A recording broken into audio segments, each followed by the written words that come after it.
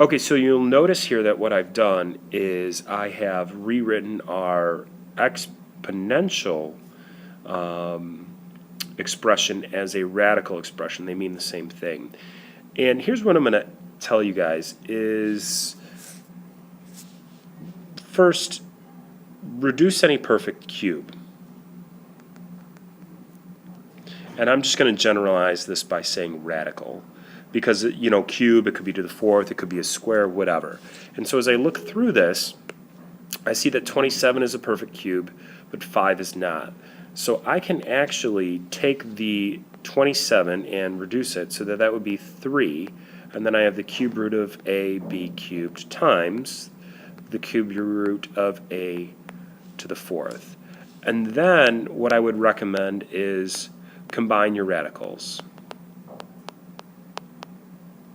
Okay, you're going to combine your radicals because now we're just working with variables. And with the variables, if we notice here, we got a's with both of them.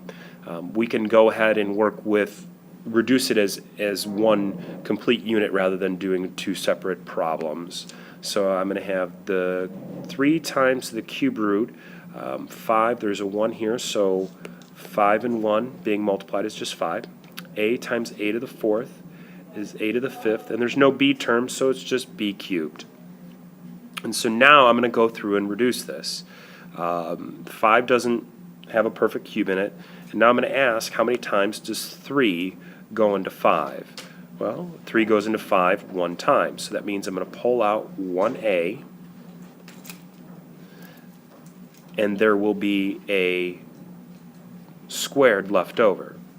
How many times does 3 go into 3? Once, so I'm going to have a b. Notice I left myself a little bit of space between the radical and my term, and there would be no b's left over. And so that was Mr. Allen telling you guys to keep it real.